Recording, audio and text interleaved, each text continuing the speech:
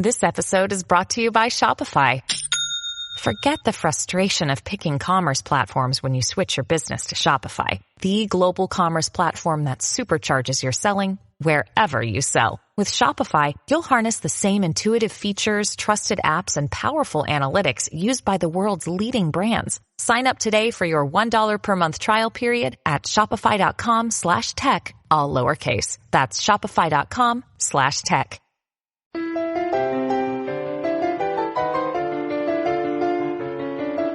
You're listening to the Animation Addicts podcast with the Rotoscopers, episode 64, The Lord of the Rings, Ralph Bakshi style.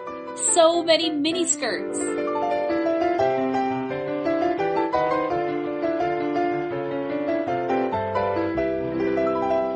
Hear ye, hear ye. Welcome to the Animation Addicts podcast with the Rotoscopers. Disney, DreamWorks, Pixar, Don Bluth, Ralph Bakshi, and everything in between. We are your Middle-earth hosts tonight. I bring you Morgan Stradling, merchant of Gilbert, lover of animation and tamer of ferocious little shaggy puppies. Huzzah!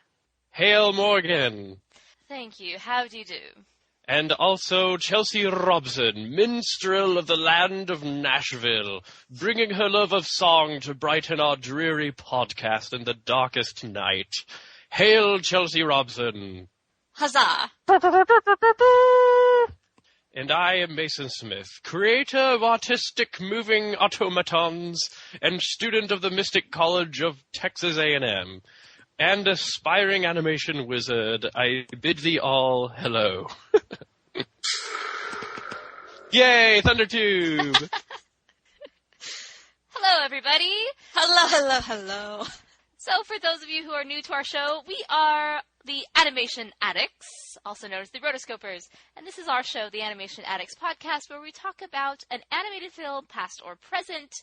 And in case you haven't been able to figure out, we are venturing back in time. We are doing a period animated film, Lord of the Rings, directed by Ralph Bakshi. Huzzah! This will be Chelsea's new favorite word throughout the duration of the episode. I think I'm done. I'm done with it.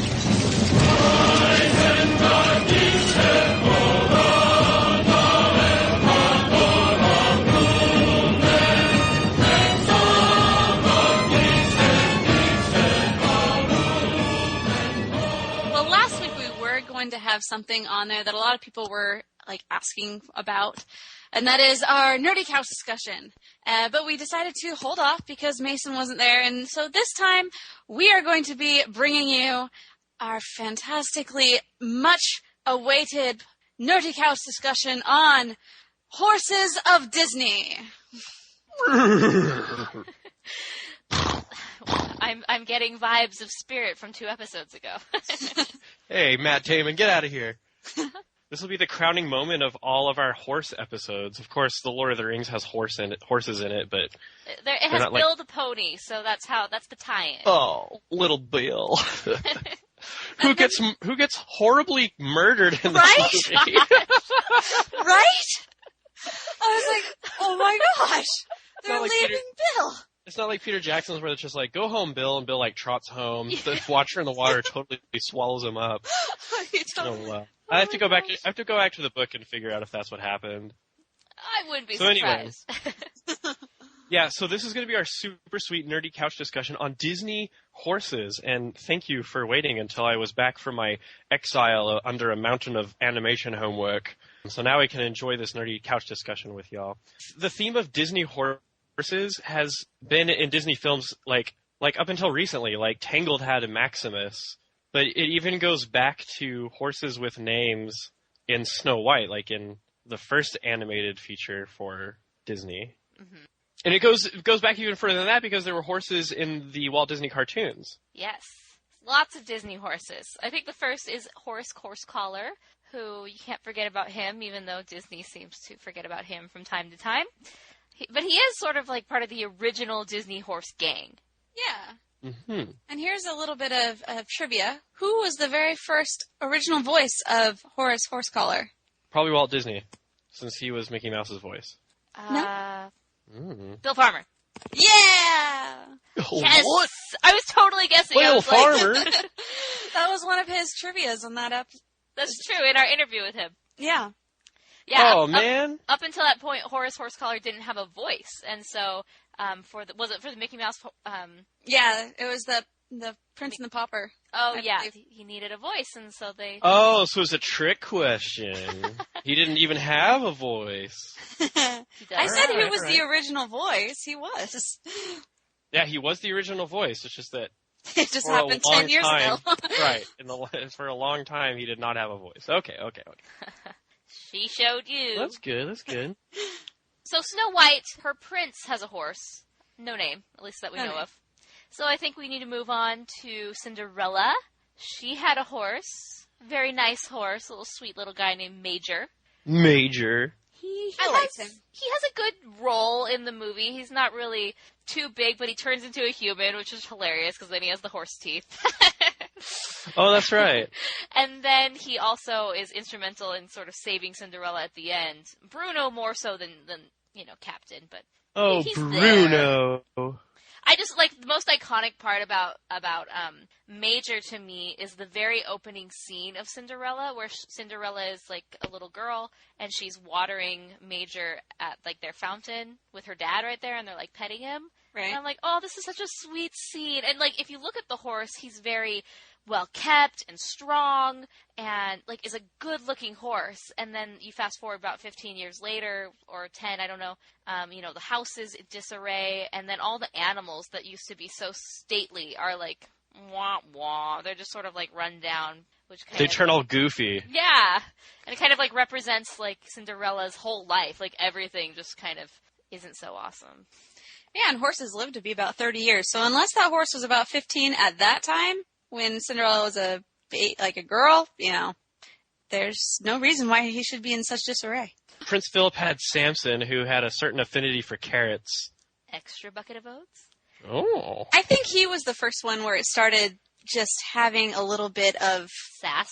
sass. This was the entrance of horses and their sass. And attitude. Mm-hmm. Why do the horses always have to have attitude? Because they're like an essential counterpart to the hero, hero on the horse. Yeah. So like geographically, that seems like a good place to put a foil to them. I don't know. Well, and it's also supposed to be like, this is my buddy. Like, we spend a lot of time together as partners and on the, the Old West or on the plains, or I guess most of these movies don't have an Old West. That's true. But it's like we're together, and so like this horse understands me more than maybe anyone else understands me. And even though he can't talk, or she, we get each other. So then we move on, and for a while there aren't very many horses. Aristocats has a horse. I love Frou-Frou. Oh, Frou-Frou, I've made the headlines. Like, she always has a fantastic little hat, Yes. and she talks in such an uppity way. I love it. Oh, hello. and she has her own little singing part in the finale. Ah, yes. Oh, yeah. She gets in on the action. That's hilarious. I think she also. What does she also do to Edgar? Kick him into the box that goes to Timbuktu. Oh, yeah. Oh, yeah. Yeah, that's another thing horses are good for. Kicking the bad guy. We need to do the Aristocat sometime. Like, did Edgar survive the trip to Timbuktu? I don't know. That's why I'm waiting for the Aristocats 2. Yeah, that sequel is highly anticipated. Yeah. We should write Glenn Keane and be like, hey, can you like do animation for this movie that we thought of? We'll do the Kickstarter. Kickstarter. We'll make a video. Guys, let's face it, internet, there needs to be an Aristocats too. Speaking of horses that just plummet the bad guy, in 101 Dalmatians, there is Captain. Ah, that's right. Fire 1! Fire 2! Good times. I agree. Sergeant, I say Sergeant!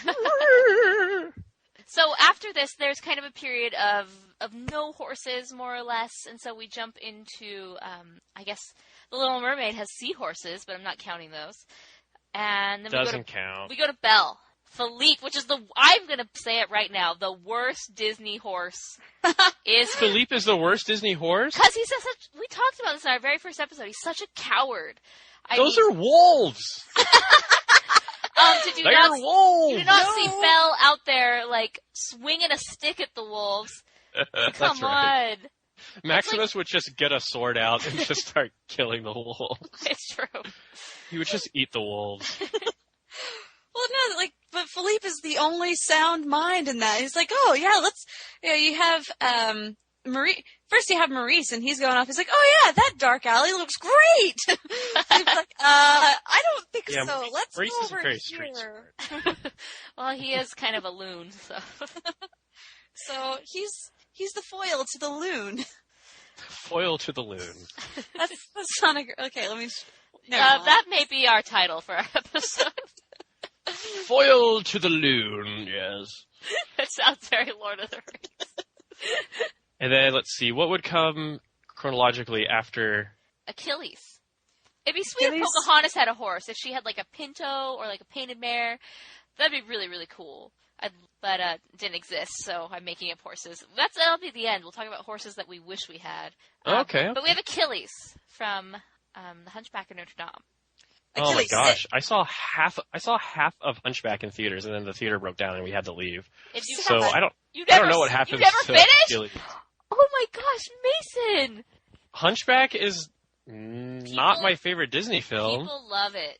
I'm sorry. Love it, just like they loved Hercules. But we know how you feel about Hercules. Well, it's not how I feel about Hercules. It's just that I've been cursed to never get to watch the whole thing. So I haven't seen it, so I'm not as crazy about Hercules as everybody else. I see. Isn't it on Netflix? I should just watch it on Netflix tonight. You totally should. And then you can go back and listen to our episode on it. Wow. I can get the listener experience. Okay, back to the horses. So Achilles, he's okay. Like he's kind of a one-trick horse, one-trick pony. Dang it! I tried to change the idiom when it totally worked in that situation. He's a one-trick pony. He just sits, and it's very useful in certain situations. But that's basically all he does. Yeah, I believe next is Pegasus. Pegasus. Right? Oh, Pegasus. Oh. He's seriously such a great horse. I like Pegasus. I would have a Pegasus. Of course I would. He can fly. Who doesn't want Who's Pegasus? This is why you need to watch Hercules. Oh, okay. All right. Okay. Can't forget the girl Pegasus in Hercules. We didn't even talk about that, but I love to. I really was attracted to you. Okay, so next is Khan, who's Mulan's horse. Voiced by Benedict Cumberbatch. No. Oh, which Khan are we talking about? Oh, Khan the horse from Mulan. Okay, yeah. I like him a lot. Tell me more. Because he's not like this goofy-looking horse that they have, like Major, Cinderella's horse, or the horse that's with Mr. Toad in that one movie. Or Ichabod's crane horse, for that matter. He's just like, oh, you're, just kind of goofy-looking. Uh-huh. Khan is a imperial stallion, if you will. That it is. And part cow. Your cow here would die of fright. Down, Bessie. But yeah, I like Khan just because he's kind of this like stoic figure who doesn't really need to. I don't know. He doesn't really need to be goofy to be entertaining. He's more like the oh gosh, these humans are so dumb type of horse. Mm-hmm. He's kind of a long-suffering horse that has to put up with everyone. He's a good pet, good little pal. He's a pal. So I think coming up next is, well, it's not technically Disney, but now that Disney owns Pixar, I think it counts. Bullseye. He's Woody's horse. Exactly. Yeah. I love Bullseye. He doesn't have any words. At the end of Toy Story 3, they really should have pulled a nut job and had him speak his one line. At the end of the film, he could be like, "Bye, Andy," and they'd be like, "What?" No, Bullseye, you never talk in front of humans. But I liked Bullseye a lot because he was super loyal to Woody, because he knew his role in the show was to be Woody's horse, and so they instantly bonded. And all he wanted to do was help and be with Woody, so and so it made a lot of scenes hilarious, like the Cheetos scene, where he starts crunching on the Cheetos and he wants to lick Al's fingers because of the cheese. Wait, was he in Toy Story 3? Yes. Yeah? Yeah. Well, was he? I don't remember. Yeah, he was in Toy Story 2, and then he was in Toy Story 3. Okay, because I just don't remember He's him. just part of the gang. I mean, even he's in the poster for it. Yeah, that's true. He goes basically wherever Jessie goes. Yeah, so he becomes more like a Jesse counterpart than. Well, he's still. No, that's true. He is in Toy Story 3 because Woody's like, fine, screw you guys, I'm gonna go find Andy, and Bullseye's like, can I come? And Woody's like, no, stay, cruel master. Mm-hmm. Woody hates horse. I'm just kidding. Now you're going too far. This is your own Masonic interpretation. This is a Masonic delusion. No, this is coming back when Woody had that really jerk-face personality when they were just doing pre-viz for Toy Story. And how Woody's character was like really mean to everyone. Yeah. Anyway. A little bit pompous. Okay, speaking of pompous, we've got Maximus. Would you say he's next, or Angus? No, Maximus. No, Maximus is, Maximus, certainly, I think he is the best Disney horse. Whoa. He's like Action Horse. I hereby dub him the Jack Bauer of horses. He's just unstoppable. He knows how to sword fight. He's mean. He doubles as a paper shredder. And a ring bearer. And a ring bearer. Let the ring-bearing horse come forth. Yeah, they really did a good job in putting all other Disney horses to shame. It's like I'm sure when they were just making this movie, they're thinking, okay, we like Disney horses, we like Samson, but how can we one-up all these guys? Well, yeah, he's the baddest of the bad, And then in the end, he's friends with Flynn Rider, Mm-hmm. First he wants to kill him, and then they become good buddies. But yeah, I like how human Maximus is, but at the same time, he is a horse. Yeah, he's a character that actually is like pretty important to the plot. That's true. I'm not saying some of the other horses are. I mean, Pegasus is pretty crucial to the plot for the most part in Hercules. But some of these other horses, like, they're there and they have personality, or sometimes they have no personality, but they're not as big of a deal. What you say? Mode of transportation. Doesn't the genie turn Abu into a giant stallion? Oh my gosh, yes! Oh, with a beautiful mane. That was like awesome. Very curly. It was to match basically it was the same horse as Prince Ahmed. Yeah. Oh, okay, I getcha. Before he turned him into a Cadillac. Oh, that's right. And but yeah, I think Maximus is definitely the best, and he becomes captain of the guard, and totally eliminated crime in the kingdom and all the supply of apples or something like that. So I love Maximus. He's my favorite Disney horse. I claim him. Okay, he's yours. All right, go for it. If I had a Disney horse, I would choose Maximus, not to ride him, but to have him along as a combat buddy. Yeah, that works too. Treat him as an equal. And I'm sure he'll take all your food. Well, no.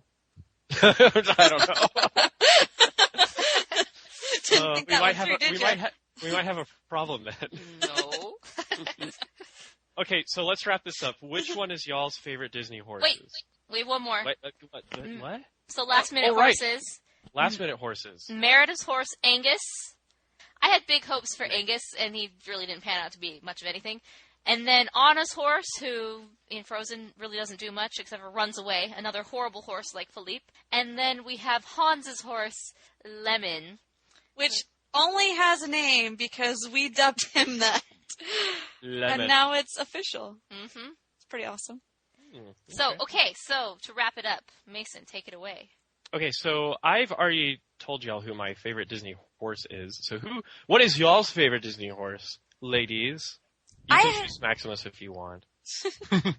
I had a lot of high hopes for Angus as well, just because I have an affinity for giant horses like that. But I'm still gonna go. Well, Philippe, I guess, is in that realm too, so I would go Philippe before I did Angus.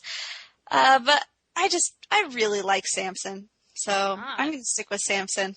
So honorable mentions are I like Khan a lot, and Samson really is a good horse. But I'm gonna go with Pegasus here. Oh, I think Pegasus is pretty darn awesome. That's true. Well, all right. But they're all pretty cool. Oh, speaking of, there are princesses that have horses due to the enchanted stables. Non-canonical. Yeah, so Jasmine has a made-up horse that's obviously an Arabian. Apparently Sleeping Beauty got a horse too, because, you got to ride horses with the prince. So it's named Buttercup the Brave. Oh, brother! And Ariel has one called Baby Beau? Baby Beau. Yeah, no, those don't count. That's funny. Baby Beau. Okay. Let's see. If Tarzan had a horse, what would it be? What kind of it would it be? What would it be named? Jaguar. Elephant. No, it has to be a horse. It could be a zebra. So if you're listening to the podcast, send us a email, or better yet, voicemail about who your favorite Disney horse is. Or if you have no favorite Disney horse, tell us about a non-Disney animated horse that you like. But Disney would be cooler because we love Disney. And then if you remember any horses that we might have missed, we don't want them to be left out. So let us know in a voicemail or through our social media. On to the main event.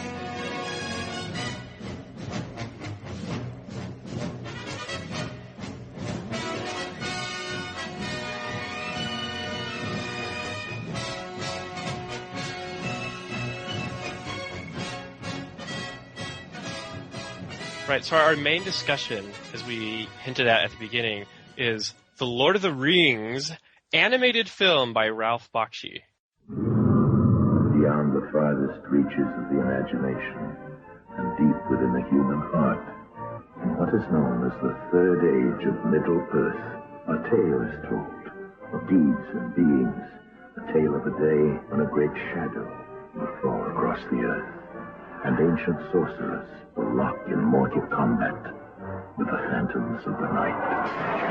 This is the magnificent gift that J.R.R. Tolkien left to the human heart, the vision beyond imagination. The Lord of the Rings. A notorious animator and somewhat infamous animator. So this is the first time we've done a Bakshi film. Yes. We've had requests for Bakshi, and they mentioned Fritz the Cat, which was the first X-rated animated film. So we're not going to do that. In fact, there are only a few Bakshi films that we could probably review on this clean podcast of ours. It's true. For the most part, it's not going to happen. But The Lord of the Rings, hey. It's family friendly. It's surprisingly family friendly to an extent. What? And Hey, there's a lot of blood at the end of this thing. Yeah. Disclaimer, I don't know exactly if we get the name Bakshi wrong, don't send us an angry email or what is it? Oh, I was just going to say, it's our dialect, so hey, it is what it is. It's our dialect. In Texas, it's pronounced Bakshi. So yeah, don't send us any angry messages about us mispronouncing the name. That doesn't count as a mistake. It just counts as a guy having a really hard to pronounce, uncommon last name. Anyway, so yeah, for those of us who don't know who Ralph Bakshi is, I will proceed to do my quick biography lecture on him. But I promise it'll be fun. So Ralph Bakshi was born in 1938 in Palestine as a child, and I didn't know this until recently. He actually lived in minority neighborhoods like Brownsville, New York, and Foggy Bottom in Washington, D.C., where it was predominantly black neighborhoods. So most of his early films are actually about inner city life and crime and such, and they directly and blatantly address racial stereotypes. So that's interesting because looking through his catalog of films, I wondered why there was those kind of social influences. Because as a child, he lived in black segregated neighborhoods. In fact, at Jefferson High School, where we went to high school, he was the only white student. But he didn't last long at Thomas Jefferson. Apparently, he was more interested in, quote, broads, mouthing off, and doodling, unquote, than academics. That really sounds like my high school career, which probably means I have a promising future as an animator. From Thomas Jefferson, he was transferred to the Manhattan School of Industrial Art, where he graduated with an award in cartooning. So he found his he found his purpose there, as you will. His first job at the age of 18 was doing cell polishing for Terrytoons, and that's the studio that produced Mighty Mouse. For anyone who knows what Mighty Mouse is, I mean, I'm sure we all know what Mighty Mouse is, but I've never seen a Mighty Mouse cartoon, I don't think. Here I come to save the day. Oh, that's his theme song? Yeah. Anyway, sorry, I don't know anything about Mighty Mouse. So at the age of 25, he was actually promoted to animation director at Terrytoons, and he started doing his own stuff. But he eventually left and started his own studio. His first production was Fritz the Cat, which actually was not an original idea of Bakshi's. It was actually a film adaptation of a satirical comic strip. And as we stated on a few episodes, it's kind of an in-joke with us. Fritz the Cat, the film we will never review on the website because it is the first full-length animated feature to be rated X by the MPAA. After that came Heavy Traffic a year later, which featured inner city life, and then you got Skin and a few other films that mostly deal with like inner city culture and crime and stuff like that. Several years later, in the late 1970s, he started branching off into fantasy films. So he was doing a film called War of the Wizards that was picked up by Fox that was actually being produced the same time George Lucas was producing the first Star Wars film. So this might seem like a tangent, but it's actually a pretty significant part of Bakshi's career. So Bakshi, like George Lucas, claimed legal right and monetary right to all merchandising for War of the Wizards. And he ended up changing the name to Wizards to avoid confusing the name of the film with Star Wars. The Fox executives were already struggling finding money for Lucas to finish Star Wars, and so they actually told them both, look, you have to find your own funds to finish the film if you want to finish. And so to save money, Bakshi turned to an animating technique that we get our name from. He turned to rotoscoping. Go rotoscoping! Rotoscoping! That's us! It's the coolest ever! Actually, rotoscoping is not the best type of animation. It's actually cheap, and you guys are hacks for having a podcast that's called Rotoscoping. How dare you? I'm going back to playing Minecraft. Anyway, so yeah, rotoscoping.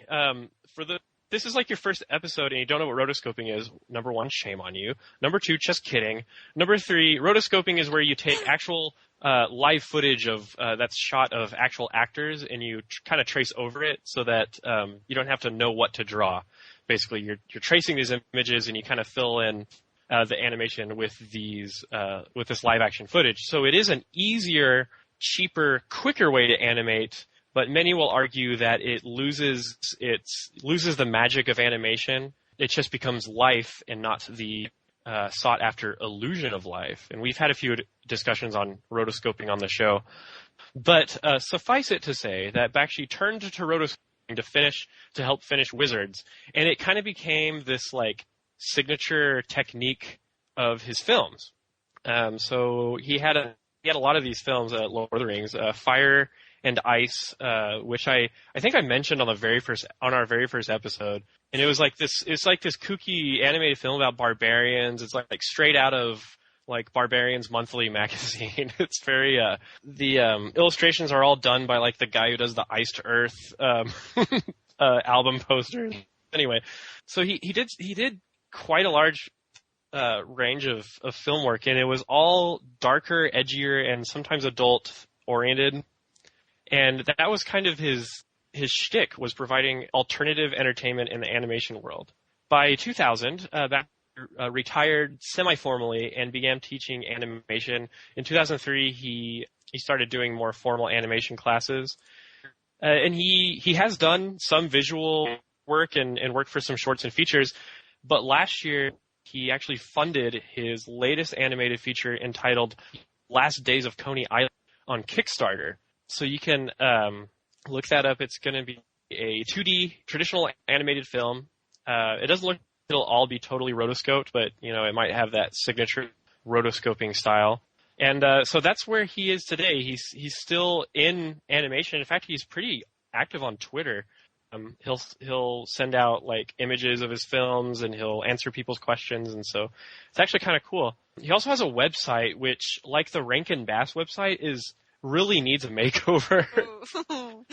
half the links to the film don't work, and the formatting is very web 1.0 for my fellow business and marketing majors. But anyway, heaven bless him, Ralph Bakshi is a fascinating character in the animation world, and we're super happy to be reviewing his production of The Lord of the Rings. So here's some quotes for your consideration. Can I say something? Oh, sure, yeah. So Sorry, you in the back. One thing I think really interesting about Ralph Bakshi is that he's sort of one of the only animator directors who kind of can be seen on their own level. Like, a lot of times the directors aren't... Like, I feel like there's Ralph Bakshi, who's a big name, there's Richard Williams, there's Don Bluth, there's Walt Disney, but then some of the other directors sort of fall... I mean, I don't even think John Lasseter is seen, well, as a director on the level... You take that back! At the level that these guys are. Like, doesn't matter what studio they're with, they're just seen as their movies are their movies, not the movies by the studio, by them. True. You know what I mean? And I think it was because of the time when, all of this was happening, when they were trying to kind of branch off of just the Disney. Disney was the only thing out there, and so they were the only ones making a name for themselves, as it were.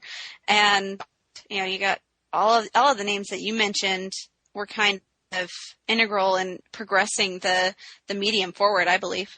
Yeah, it was kind of like this atmosphere of, like, join Walt Disney or fight against him, and I don't want to make it sound like it was this, like, huge conflict, with all this strife and stuff, but, like, guys they'd made this, like really crazy, brave decision to just branch out and try to reach to audiences without the name of Walt Disney attached to their animated works.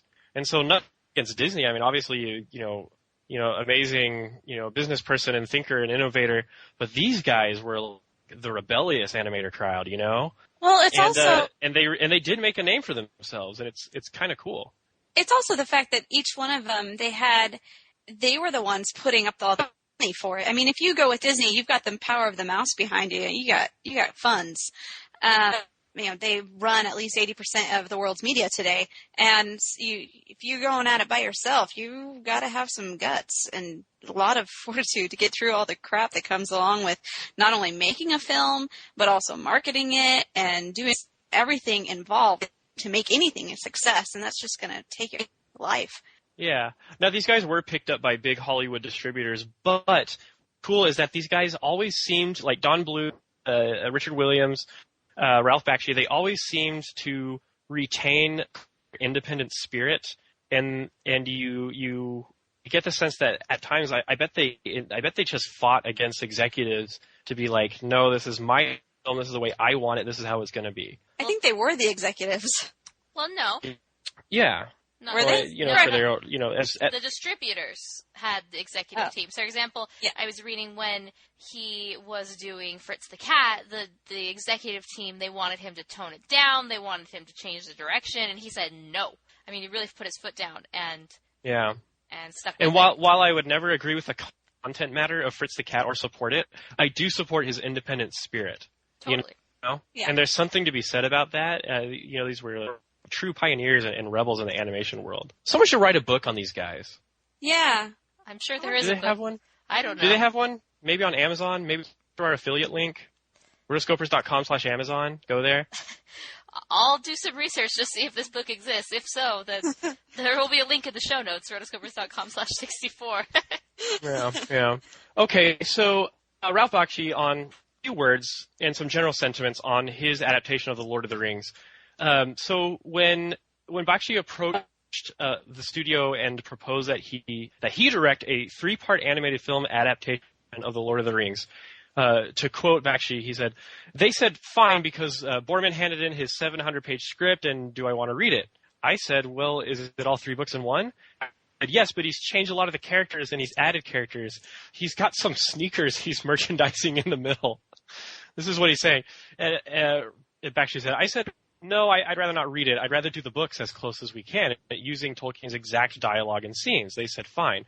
It knocked me down because we don't understand a word Boorman wrote in his 700-page manuscript. We never read the books. We ain't got time to read it. You understand it, Ralph, so go do it. That's what these executives said.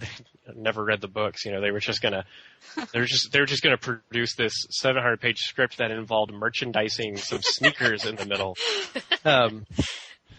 So as anyone who's seen this adaptation will notice, the heavy use of rotoscoping and kind of the crazy animation style. This is what Bakshi had to say about the animation of the characters. It's not that important to me how a hobbit looks. Everyone has their own idea of what the characters look like. It's important to me that the energy of Tolkien survives.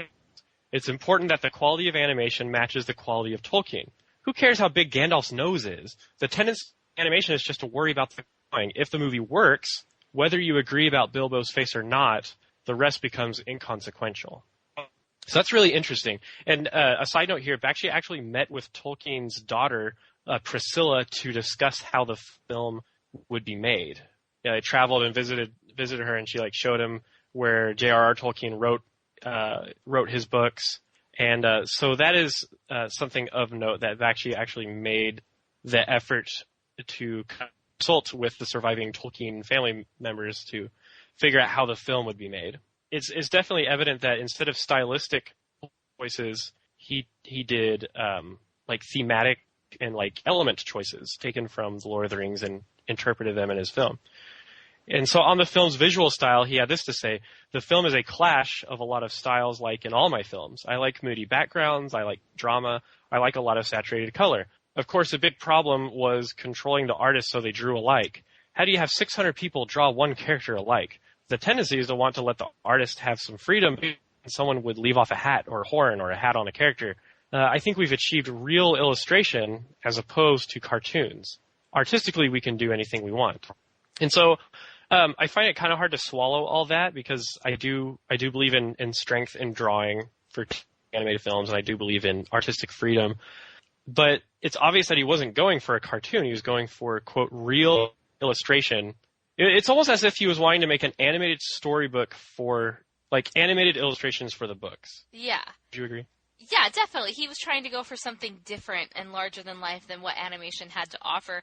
But I kind of disagree with what he's saying. Is how can you get 600 artists to draw the same? I mean, you look at the movies that Disney put out in the 40s, and for the most part, they're pretty on, maybe they're not 100% on model, but pretty on model, right? I would say so. I mean, yeah, like you said, there's little parts where you're like, obviously that was an in-betweener drawing and not the actual person in charge of the character. But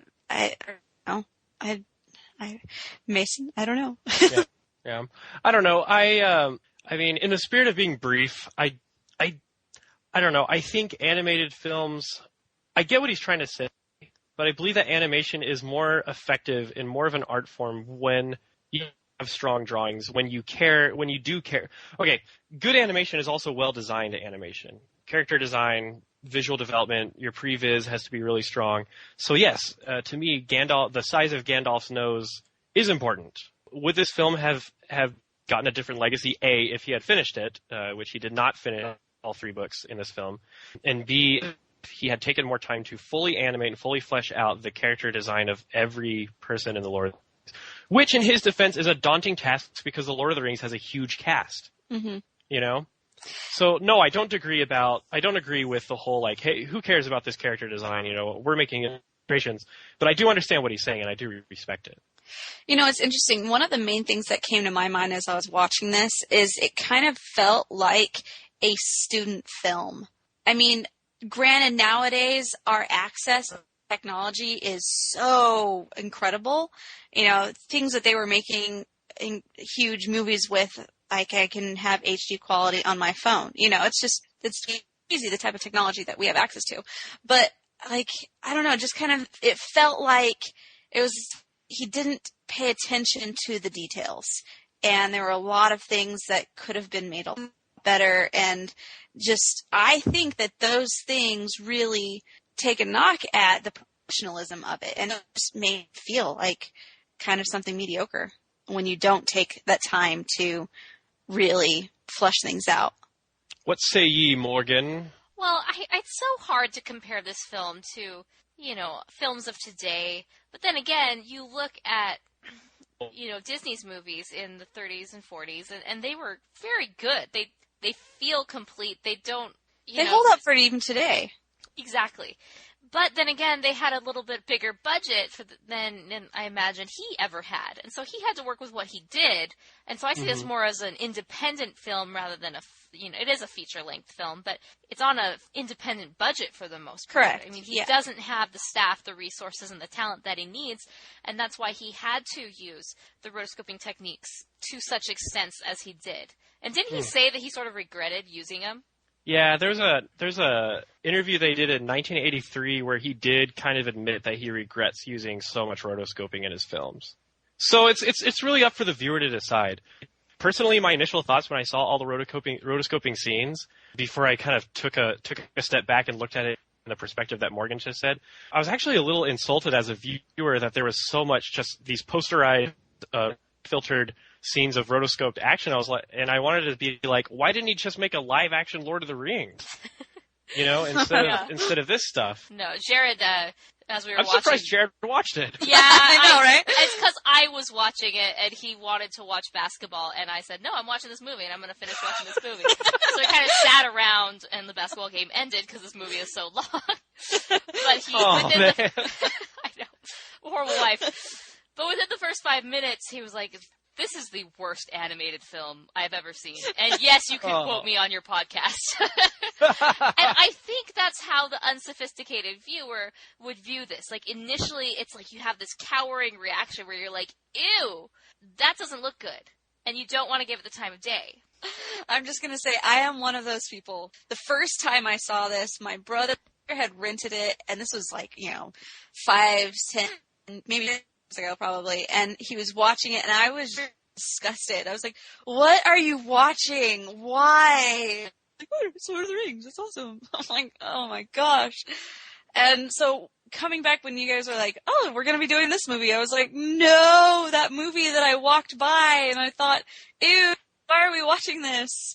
So here I am. I'm talking about this movie that I vowed I would never watch before. This kind of establishes our little biography on Ralph Bakshi. We know a little more about him. And now that we do, let's really delve into this amazing epic. We begin with the titles, Lord of the Rings! And it has this overly dramatic opening music, very gloomy. Did you know that Ralph Bakshi originally wanted Led Zeppelin to do some of the music for this film? That would have been really epic. That would have been rockin'. I could have gone for that. Yeah. Oh, let the sun shine down upon my back. I am a traveler of both time and space to be where I am. Okay, anyway. Well, the music in this whole movie is, like, really over the top and dramatic and foreboding. Yeah.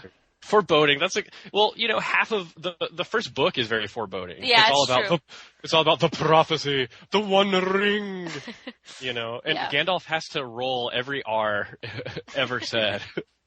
Frodo. Anyway, you know how the Ents have like a horribly long way of talking? Well, Gandalf has a horribly long way of rolling all his R's. Anyway, so we get this goofy, kooky prologue. This red foreground, and then in the back, such lifelike animation. I'm pretty sure I saw Peter Pan in there. I'm pretty sure it's real people, okay? Can I ask a legitimate question? So, rotoscoping, like, at some points, I don't even know how you could consider this rotoscoping because it was just real people at different points in the movie. Like, maybe they barely traced over it, but for some sections, I was like, no, that's not even frame by frame by frame that they took. They just took the whole footage and put a weird filter on it. And so, does that count? Is that technically under the umbrella of rotoscoping? Yes, because the technique could have been filling in blocks of black color instead of just filming shadowy figures against a red backdrop. Yeah. So, I don't know. So it goes over the plot of the prophecy of the ring is Isildur versus Sauron, or Sauron, as they call it. One thing I love about watching... Okay, first of all, backtrack.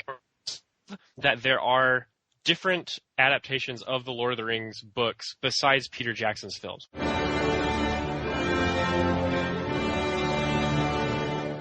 Which are great, but some kids will grow up and live their entire lives knowing only Peter Jackson's interpretation.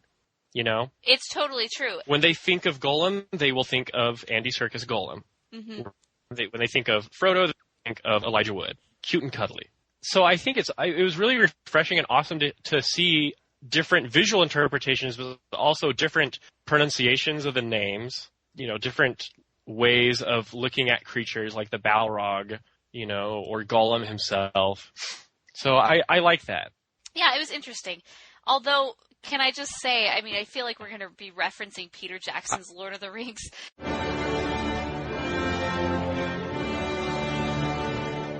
Throughout this whole thing, because it's so epic and so grand and incredible, even though this movie was 20 years before, I mean, we're comparing it to something that wasn't even around yet. But yet, I can't help but not compare. And I feel bad for anyone in the future who wants to even take a stab at Lord of the Rings, because good luck. Yeah, you will be forever known as the one who copied Peter Jackson's version. Yes. Can you imagine, like, if we actually last 100 years from now, but 100 years from now, they just another series for Harry Potter, 50 years from now, 30 years from now. Can you imagine? We're going to be all old, like, meh, the old films are better. Chris Columbus was awesome. It's going to be old voice. Good gravy. But yeah. Now, yeah. So at the same time, I saw some scenes that were like totally used in PJ's version. I call him PJ. Because you're on such good terms. Put that on my luggage. PJ. So good old PJ, he actually took at least some inspiration from Bakshi's interpretation. In fact, he after initially denying that he watched it, that he ever watched it, he confirmed that was his first exposure to the Lord of the Rings, was Ralph Bakshi's film. And so the scene where he's like, where Bilbo is saying all the names, Brandybucks, Tooks, Proudfoots, Proud Feet, the Proud Feet scene is actually an exact copy of the shot used in Bakshi's film. Homage, if you will. There's also when the hobbits are hiding from the Black Rider, who's actually a ring wraith, and they're kind of in a ravine crevice of a rock, and then the ring wraith is kind of looking over the ledge. That was used in Peter Jackson's version. And then this really cool shot of the camera revolving around the Aragorn and the hobbits on top of Weathertop. That was used in Peter Jackson's film as well. And so there are some cool homages to Bakshi's version. Oh. See, that's one thing that as I was watching this, I was wondering, okay, that's word for word Jackson's version, so is that direct word for word from the book? Because I have read the books, but I clearly don't have them memorized. But I'm interested to go back now and maybe read the books and see, because that was one of the things that Bakshi wanted to do, was a direct, near word for word adaptation. Yeah, that's true. So you kind of, in your mind, you kind of have to reverse engineer the Peter Jackson version and be like, okay, this wasn't all artistic license. Some of the stuff in Peter Jackson's version was completely made up, but some of it was also taken word for word from the book, like Bakshi's version. And so there's this like weird connection, and it's kind of hard to wrap your head around it. So I tried to delete my previous knowledge of Lord of the Rings films as much as possible, and just try to take in this version. The characters look weird. That's all you're going to say. The Hobbits. Gandalf, okay. For one, the Hobbits. Frodo looks like a chubby little child because that was probably the actor that they got to play him. Sam looks like an old man. Like, what? I hated Sam in this version. He looked so dopey. Yeah. It's like, I'm Mr. Frodo. Dude. I don't know. Yeah. I didn't heard nothing, sir. That's how Sam is in general, let's be honest here. No, yeah, so but it's not as lovable as in the Peter Jackson. Frodo reminded me of a chubby Peter Pan. Even his voice kind of was reminiscent of Bobby Driscoll's. I thought his voice sounded a lot like Elijah Wood. That too, yeah. And a lot of people on the internet agree. I totally thought that too. Yeah, but yeah, Man Capri's on Frodo. Gandalf himself very dramatic with his hand gestures, which is cool because I imagine him being a very grave, dramatic kind of old wizard, you know. But in every scene, he's just like flinging his arms around, knocking over pots and plates, and those tiny weird pupils in his eyes, man. He looks so scared, the old guy. You know, one thing I don't like about this is that the character design is so weird. Some characters have a distinct style, others another very different, unique style, and especially some characters are 100% rotoscoped, others are not. And so they just don't feel like they're from the same world. Especially, I know I'm jumping the gun here, but Alien Legolas.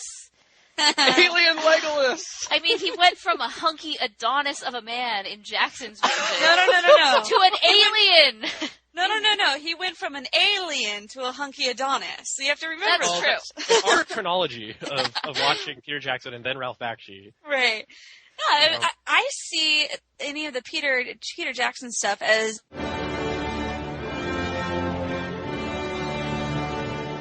being like, okay, let's look at the past and see where we can improve as well. So, I mean, you look at Bakshi's version and all of the, honestly, you also have to think of it as Hollywood for sure. So, any of the guy actors that they would have had in this, like, for example, you're all going to kill me, but who's the Saruman, or who's the guy that is with him most of the time? Aragorn, son of Arathorn. Yeah, thank you.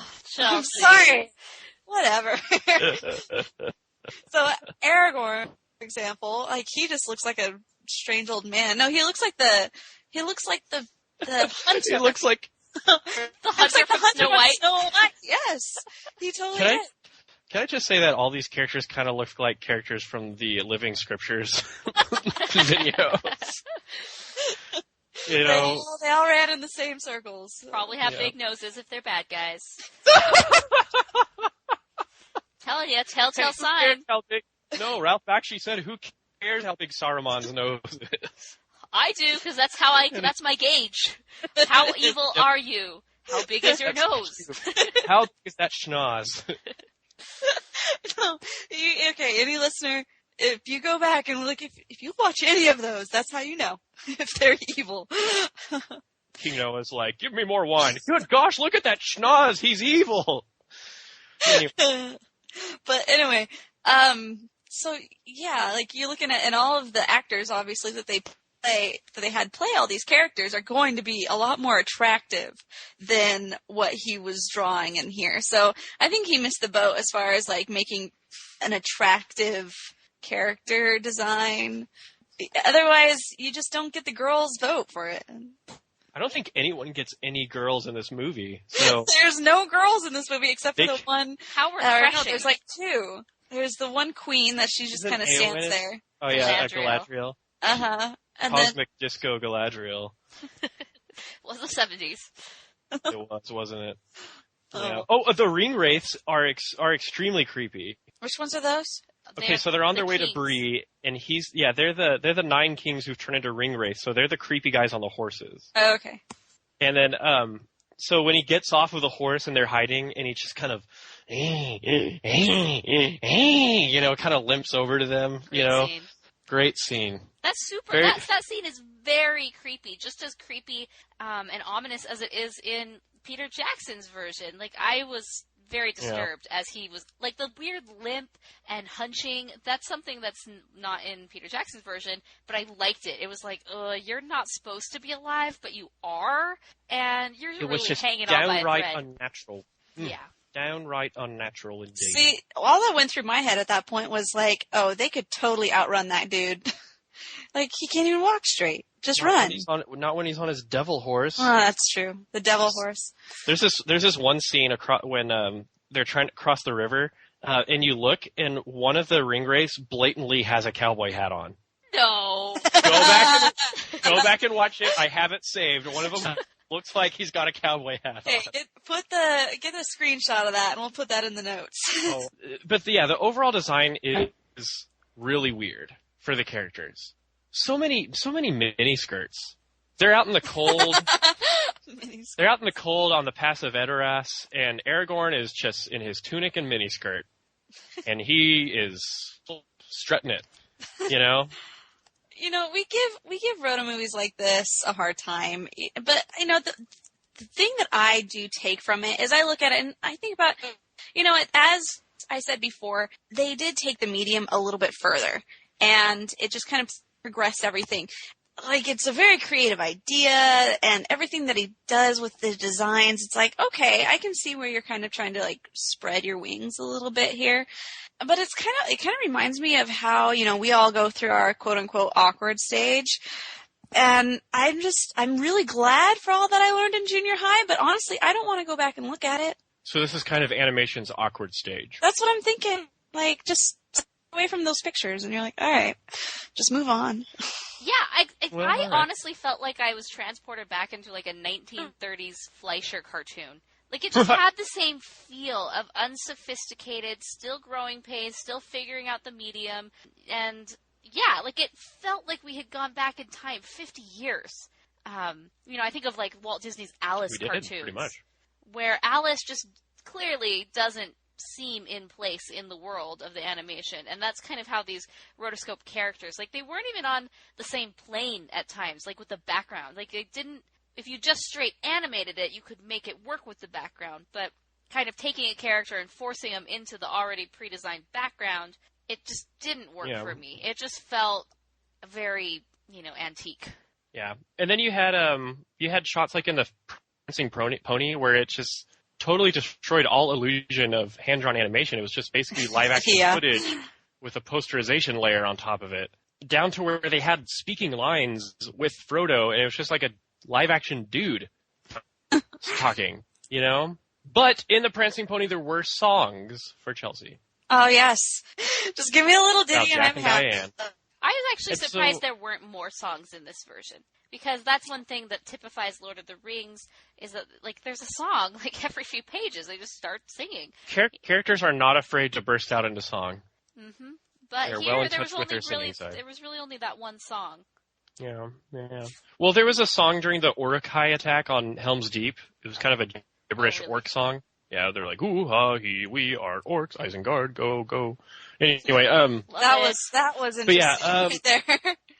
So the Ringwraiths are attacking at Bree. They learn of Frodo's whereabouts. Baggins? Of course I know Baggins. Anyway, it's creepy how they kind of multiply out of each other. Did you see that one shot of them stalking either Pippin or Merry outside, and there's one following them, and then one just kind of steps out of the other and turns into two? That was cool. That was a cool effect. Yeah, cool visuals. I mean, he really was inventive in kind of creating this creepy world. Yeah.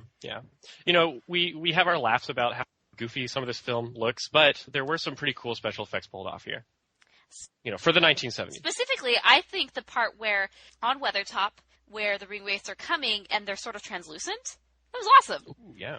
Yeah, and they actually kind of apparate into that room where they fail at stabbing the little hobbits.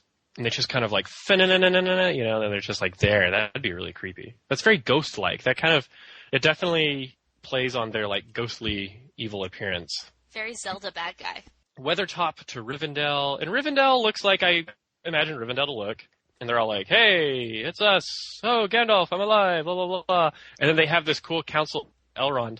Elrond does not look like Elrond that I pictured. Even if I had not seen Peter Jackson's version.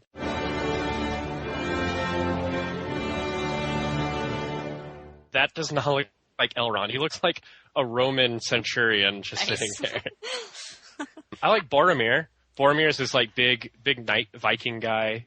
He looks like a real true Nord, very Fus Roda, who clearly just wants to take the ring for Gondor. From the very beginning.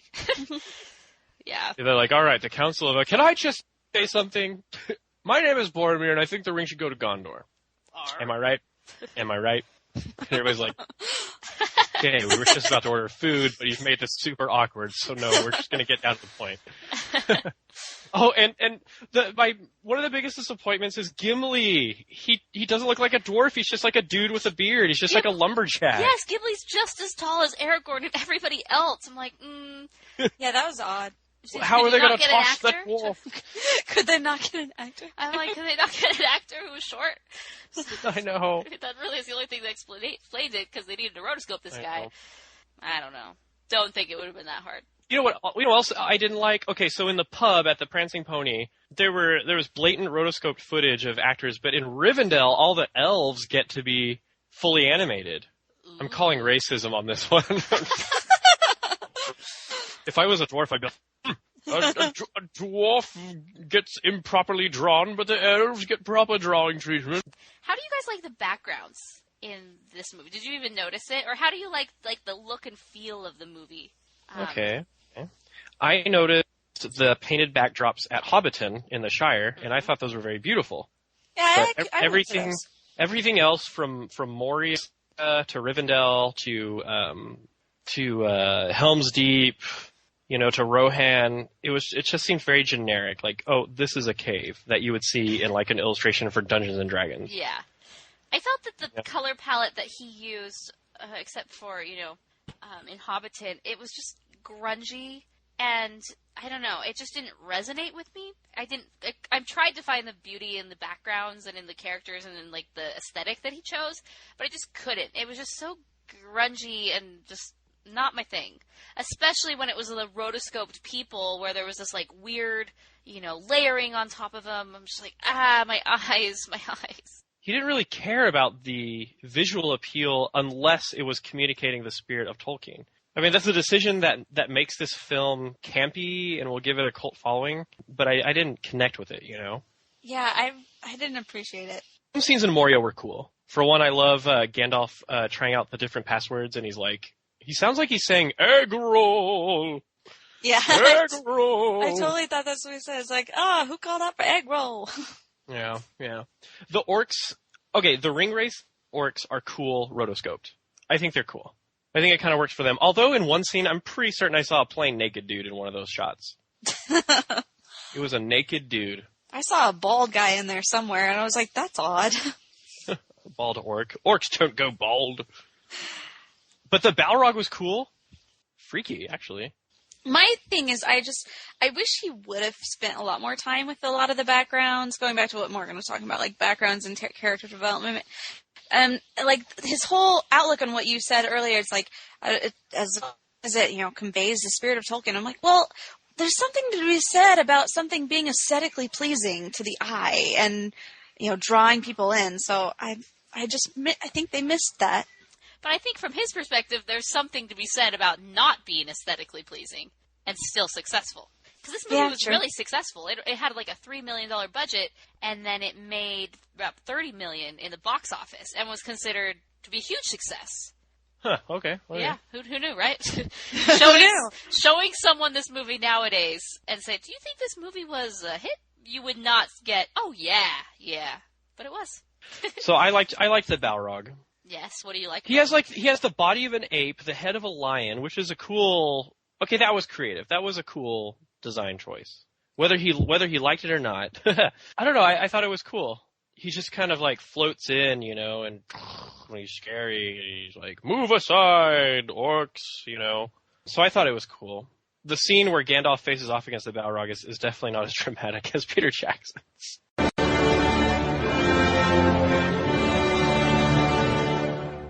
He's like, "You cannot pass," and I'm like, "Oh, here it comes, here it comes," and it's just like, "You shall not pass. I'm falling, fly, you fools," And I was like, "Hey, where's the?"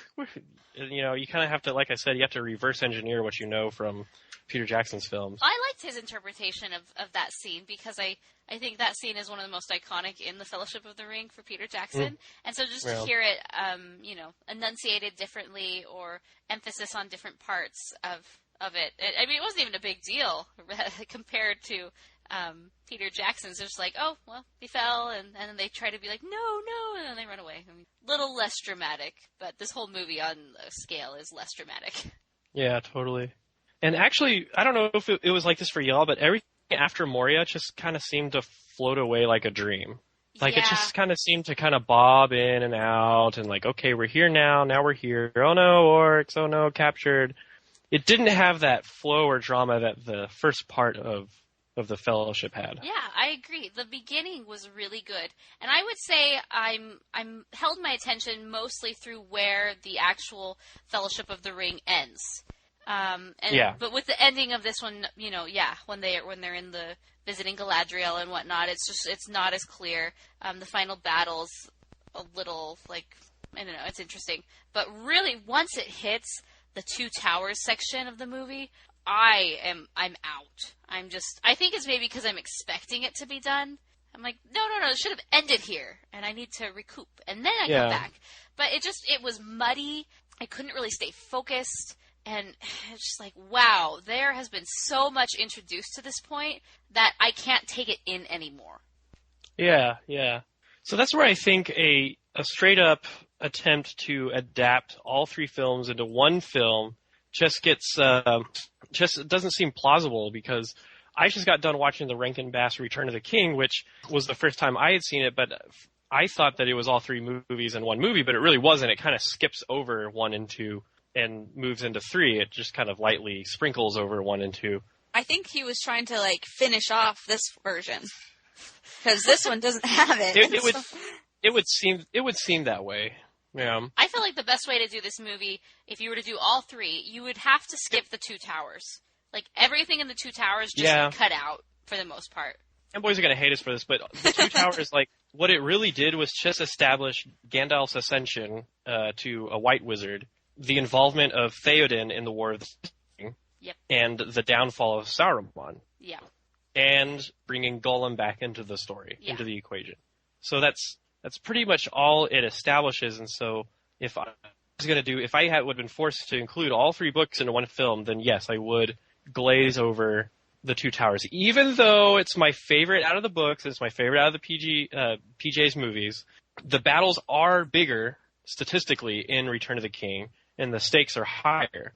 So yes, I would focus most of my time on the Fellowship, which has that, all the fans love the Fellowship, and then Return of the King, which is the exciting conclusion. So I kind of wish he had done that with this. But there are some notes to be made about Two Towers. First of all, Grima Wormtongue is even now more creepy with the addition of the creeper mustache. Everything just gets creepier with the mustache. That is a really true point. And they call him Grima Wormtongue instead of Grima Wormtongue, so he sounds like a poison-type Pokemon. Grimer, I choose you. Well, and Speaking of Pokemon, Treebird is in there too. Okay, go ahead, Chelsea. Speaking of Harry Potter, it's total Wormtail type. How do you trust anybody with the word worm in their name? How? You just can't. Yes, it's hi, I'd like to apply for a job as King Theoden's advisor. Oh, sure. What's your name? Grima Wormtongue. Okay. When can you come and interview? Why did they see that coming? It's totally in there. Hello, my name is Vesuvius Evil Monster. I'm here to be the new nanny.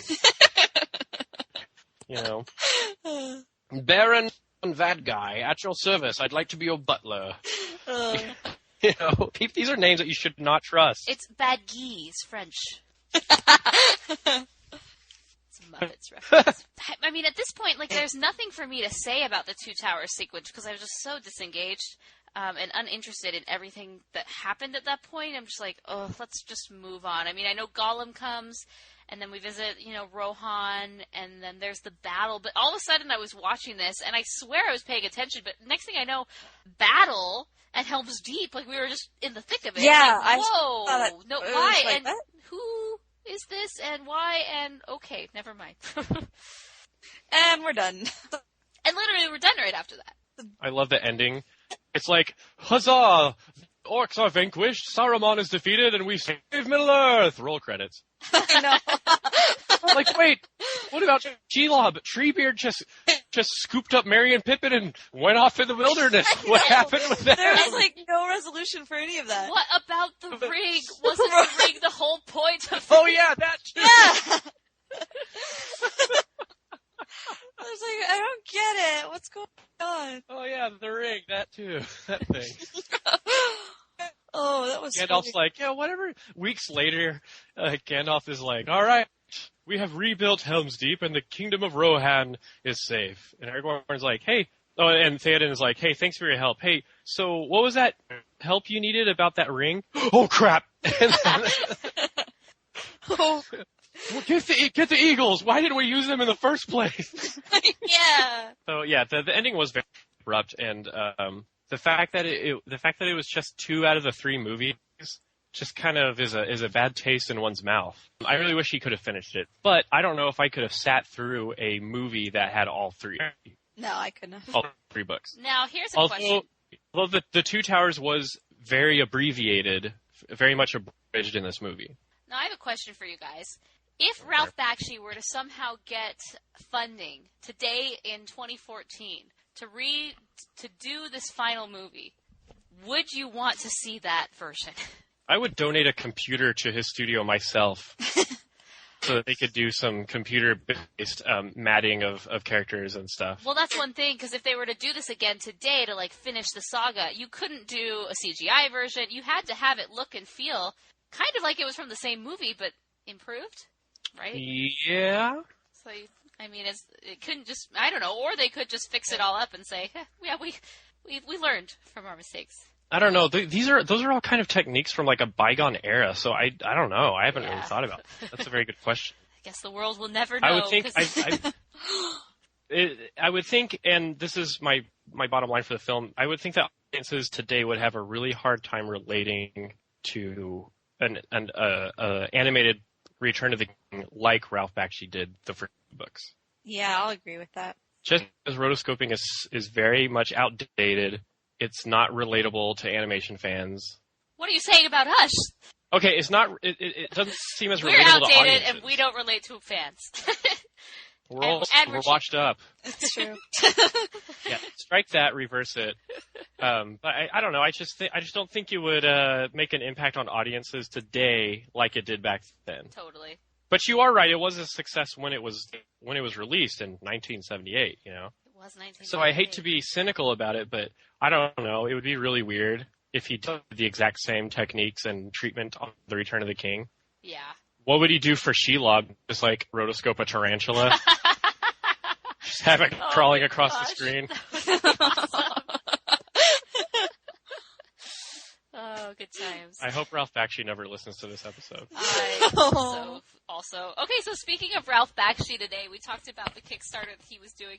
I was also looking up cells for this movie, because it's my dream to own just a bunch of cells, mostly from Disney stuff, but hey, I'll take a Lord of the Rings one, why not?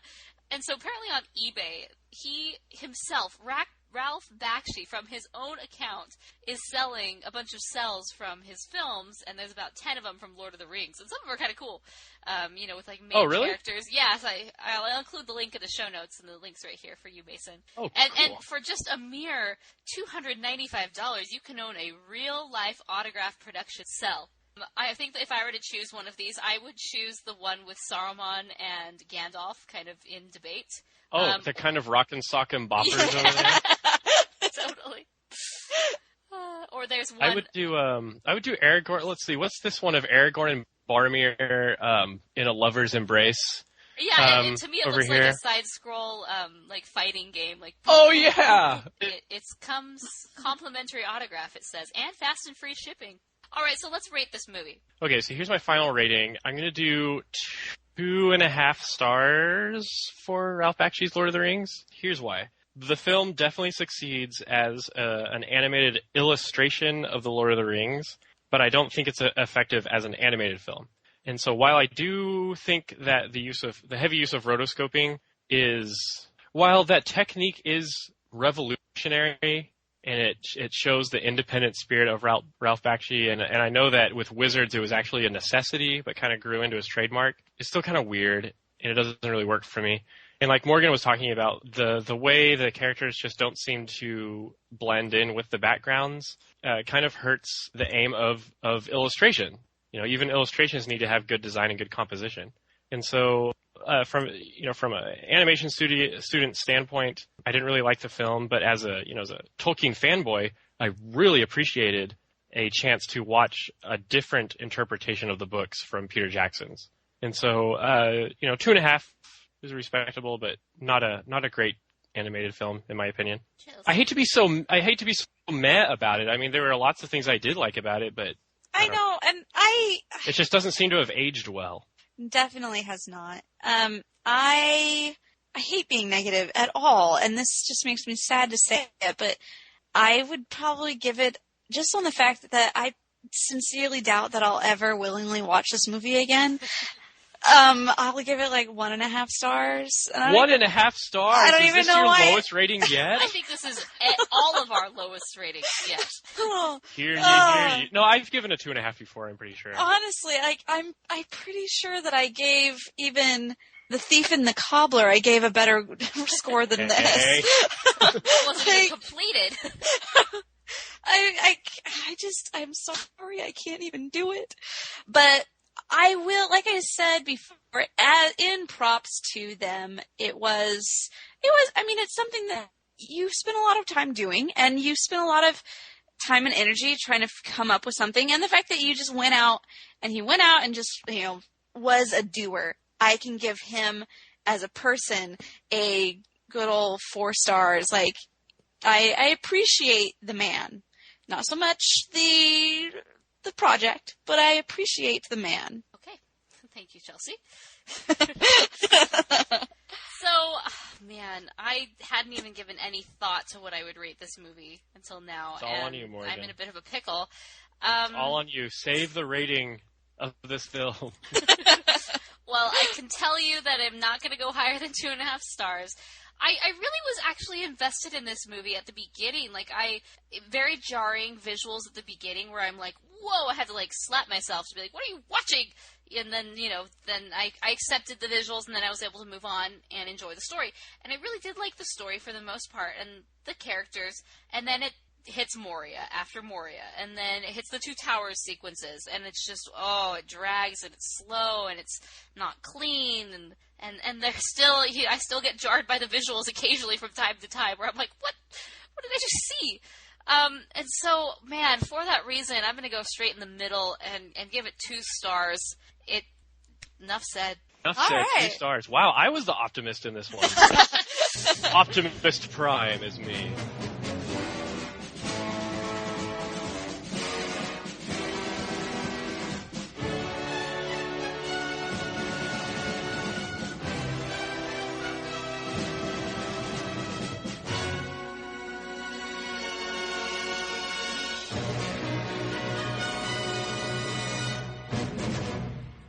Okay, so we asked our listeners what they thought, and normally we get a lot of response, but this time, crickets for the most part. I said, hey, we're reviewing Bakshi's Lord of the Rings. What are your thoughts on this movie? And so we only got 2 tweets back. Eric Faulkner, who's one of our friends, he said, "Oh, Eric. His use of rotoscoping seems a little crazy. He uses it more than it should be used with animation." True. And then Eric, truer words have never been said. And then Kimberly Hayner says, ugh. The side smile face where it's like, not so sure about that. Oh, the meh smiley. Meh smile. And that's all we got, guys. So, I loved hers. Awesome. Okay, so now let's go into the mailbag. We did get a few Lord of the Rings emails, and the first one is from Robert L. Hi, Morgan, Chelsea, and Mason. I wanted to thank you for taking the time to read my email and comments on YouTube/Twitter. It means a lot that you guys reply. I have never seen Ralph Bakshi's version of The Lord of the Rings until now. I am not a major fan of the Lord of the Rings series, and I just got the basics regarding the canon of the world. I found the movie to be as interesting as the live-action version, and the book is very good, but there is something about this film that seemed off. The blending of the animation to the rotoscoped animation makes it look like a really bad version of a live-action meets animation movie. I know that during the later part of the 70s and nearly all of the 80s, animation was in the dark ages, and this movie, I believe, reflects that. I know it deals with grim ideas, but the literal lighting of most of the movie I found was really dark and made it difficult to watch without itching my eyes often. Also, this movie was so long. I don't believe I've ever watched an animated movie that was over 2 hours long before, but at the same time, I really liked that it was so long and was able to cover several, if not most, of the original themes from the novel. I would have found this movie to be more enjoyable if the animation were more reflective of Sleeping Beauty due to its lighting and medieval time placement. I feel that Sleeping Beauty's animation style would fit this movie very well, and it made it even more enjoyable, at least for me. Thanks again for reading my email. I hope to talk to you soon. Looking forward to more videos and podcasts. Rob. All right, thanks, Rob. Our next email is from Eric. Here are 2 things I have to say about The Lord of the Rings by Ralph Bakshi. 1, it does take a while to like this movie if you're not used to the art style. I know I first saw this version in 2000 and did not like it until a few years later. The animation is not for every animation fan. 2, I want to tell you that Audible does have a Lord of the Rings book unabridged by Rob Inglis. I do have The Hobbit narrated by him, and he does a great job. His narrating style is also like Jim Dale from the Harry Potter books, and he does change his voice with the different characters in the books. Thanks again. I'll talk to you later. Eric. Awesome. I didn't know about that. I'm sure Audible has a lot of versions of The Lord of the Rings, but I will be sure to include that version with our Audible link. So if you're interested, you can go to rotoscopers.com/audible and you can find that version of The Lord of the Rings audiobook. We always get emails, and there's some fantastic emails, and sometimes we just don't have time to read them, so some of these go a little bit further back. This one is talking about our Monster in Paris episode, and he says, "Hi, it's me again, Joshua. I had a good title for your Monster in Paris episode. Monster in Paris equals Ratatouille with less rats, because it's in Paris. Also, a little guilty pleasure I want you guys to review, VeggieTales. I want to know your thoughts on an episode or one of the movies, so what do you guys have to say? Like to talk about tomatoes? Joshua K." This is actually a funny story. I was at work, this was a couple months ago, but I was at work, and then I went out to lunch, and I'm just out there, I'm eating my lunch, and I decided I'm going to sit outside today. And as I'm sitting outside, I hear 2 guys talking about animation, and it's like in a very production side of animation. I'm like, you don't hear these types of discussions in Nashville. Like, you just don't. And as I just couldn't help myself, I asked him, I was like, who are you?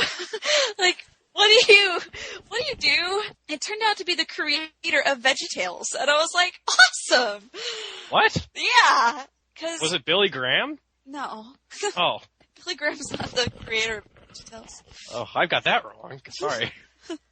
No, and so it was just really cool. I got to talk to him and his friend who, I guess, he was an artist or something, and it was just, we had a nice little discussion during my time as we talked about DreamWorks and a whole bunch of stuff, because DreamWorks actually just bought Big Idea, and so...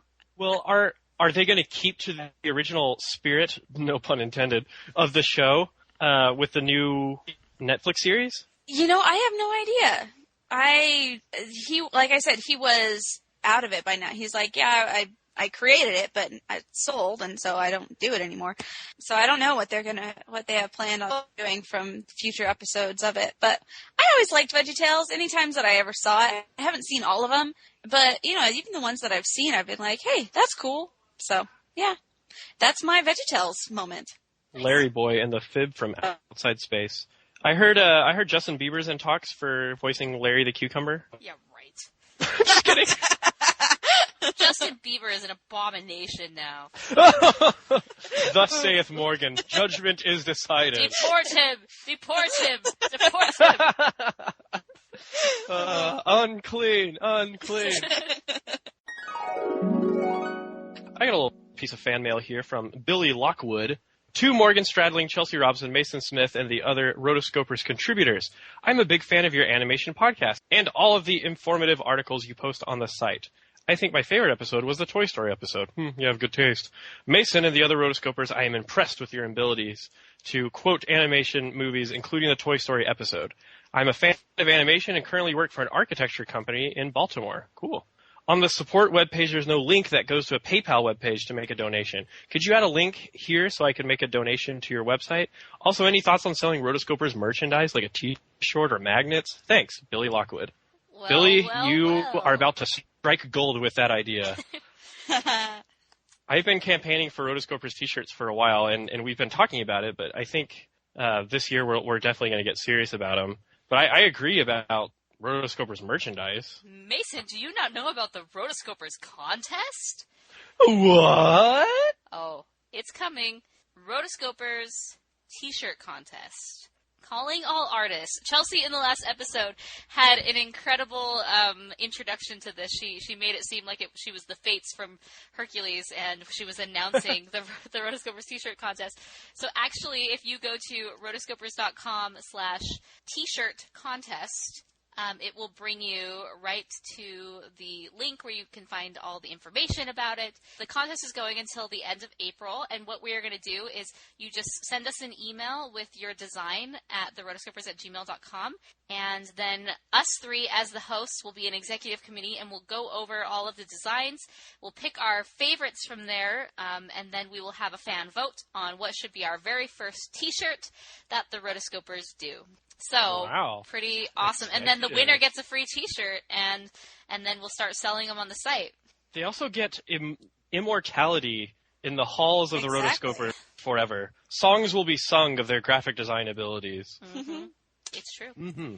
So, and then, yeah, it'd be cool to do other stuff like magnets and stickers, and I don't know, I guess we'll have to see how it goes with the t-shirts. I mean, come on. I just saw the other day that the Pokemon podcast, and they've done t-shirts for a long time and merchandise, they're doing custom pillows. And I kid you not, I will include a link in the show notes. They're doing custom pillows with their logo, which is like a purple Pokeball that you can sit on your couch. Yes. Do they get any sales on the pillows? Oh my gosh. I want a pillow and sheets set. How would you... Imagine how cool you will look walking around on campus or at your school or wherever in your Rotoscopers t-shirt. Oh, and for the PayPal address, just go to rotoscopers.com/support, and there will be a link there on how you can donate via PayPal, whatever you want, whether it's 50 cents to $500. Wink, wink, nudge, nudge. Just kidding. Whoa. There will be a link there. $5 million. I had a link there, and then I accidentally changed the picture that was there, so it disappeared, and so now there's no way to donate. So that is how you donate. I'm going to read the next one. It's from Mark, who's one of our writers. He says, here's a question for a future podcast from Morgan, Mason, and Chelsea. Which famous person who has never done voiceover work before would you want to voice an animated character? I want Jeff Bridges to do more animated character voices. I really liked him as Big Z, a little bit in Last Unicorn. I think there should be more Jeff Bridges. He's got such a cool voice. But he has already done. I don't know. Because we're normally so anti-famous people just getting an animated character just because. It's... Okay, can I give you a little help, Chelsea? Yeah. Okay, if you were an animated character, if someone made an animated character of you, who would you want to voice you? What famous celebrity? An animated character of me. Let's see. I have no idea. That did not help. Yeah, I don't know. I guess not. Because I know if Morgan was animated, I know who would voice her. Who? Lady Gaga. Lady Gaga. There you go.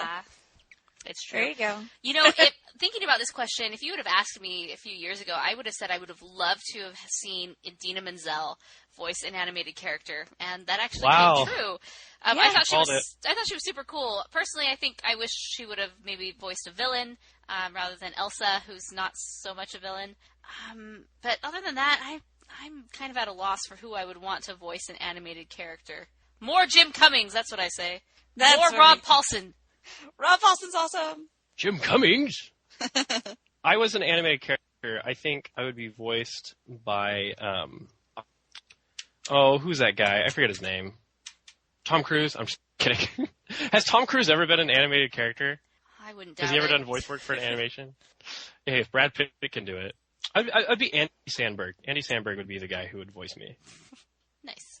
Just because I feel like I have a personality like his. Andy Samberg it is. All right, here we go. Name LXE from LXE Design. Website lxedesign.deviantart.com. They say, hey guys, I recently found podcasts and fell in love with them. Over the last few weeks, I listened to practically all of them. You somehow managed to engage the listener in a way that makes one feel like I'm there listening to a discussion between their friends and not a podcast. Well, that is exactly what we set out to do. So good for us. And thanks for your kind words, LXE. They continue by saying, I currently study entertainment design in Singapore, and while the primary focus of my classes seems to be on games, it's animation that is the love of my life. I suppose this may be why I'm spending my Valentine's Day with you guys. Aww. Homework is even more enjoyable nowadays thanks to your great sense of humor. I just wanted to say thank you for all the great work you do. I will most definitely continue to listen. Take care and happy Valentine's Day in the least creepy way possible, I swear. LFT. Don't worry, we didn't get any creepiness off of that. We think it's very sweet that you're spending your Valentine's Day with us. Well, yeah, thank you for your kind words. Wow, entertainment design in Singapore. That's pretty sweet. I wish I was a little more game development and design. I wish I was more game development savvy so I could do more game design, because I feel like I should know coding and stuff to back up my love of video games. But that's really cool.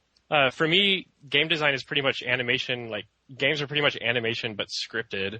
So I totally respect you for studying games and animation and games. So I'm actually thumbing through your DeviantArt right now, and I see a lot of cool stuff. I like your scarecrow lady. I like your little bunny ear sprites. And yeah. She's going to go crazy. Cool stuff. Like, oh my gosh.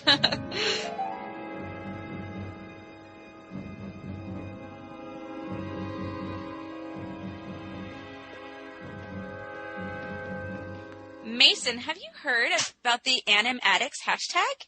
The what? So okay, I feel like I'm totally out of the loop in this episode. Did you know there's a T-shirt? No. Did you know there's a hashtag? No. So did you know we're bringing on John Lasseter in the next episode? What? Yeah, Morgan met him at Pixar. Did you know? Yeah. Come on now. Well, in an arm wrestling match.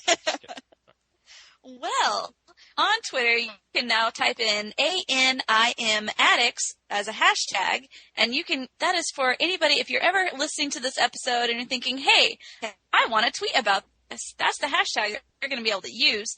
And each individual episode will have a hashtag of its own to prove to the world that you made it to the end of the episode. So, just talking about it in general, you just type in hashtag ANIMAddicts. Okay, so this episode's hashtag is going to be hashtag so many miniskirts. Because holy Aragorn. Whoa. So thanks, you guys, for listening. I thought this was a really great episode where we got to talk about a movie that maybe we wouldn't have watched otherwise, and you may not have watched otherwise. So let us know your thoughts. Be sure to send us a voicemail at rotoscopers.com/voicemail or 406-646-6575. Let us know what you're thinking about this movie, and maybe if you agree or disagree with some of our opinions, we love to hear them. You can also send us an email at therotoscopers@gmail.com. You can find us on the web at rotoscopers.com. That's where you can find all the great news articles that our writing team puts together, along with reviews and occasionally interviews for our other podcast, the Animation Interviews Podcast. It's good stuff over there. Obviously, you can listen to us on Hypable or Animated Views, Stitcher, iTunes, and everywhere where good podcasts are available. We love it when you leave us a review in iTunes and subscribe. It helps support the show more than you know. So, guys, what is our next episode going to be? We have it listed as Balto.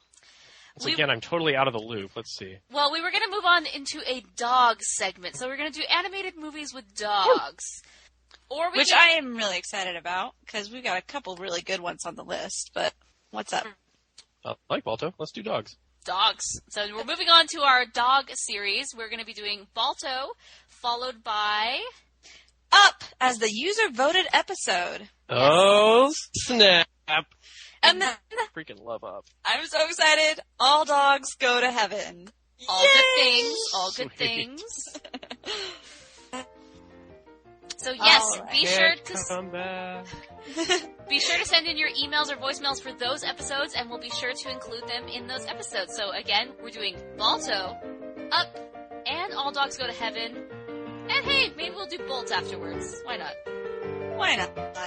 Also, you can find us on Twitter. I'm at Morgan Stradling, Chelsea is at Chelsea Robson, and Mason is at Mason SMTX. Until next time, we are the Rotoscopers.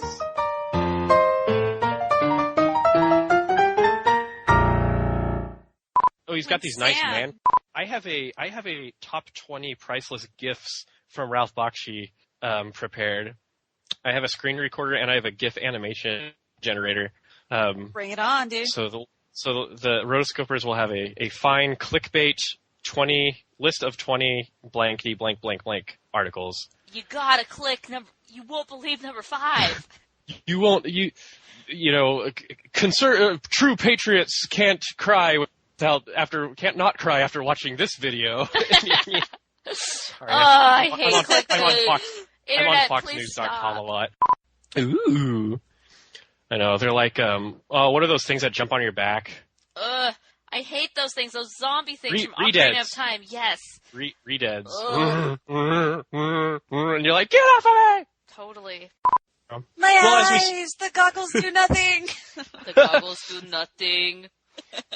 All the How would you like a pillow in the shape of Mason? I'm just kidding. There's so much stupid fan art on the internet. So My Little Pony, thank you for art. ruining the internet. We're doing Balt. It's a combination of Balto and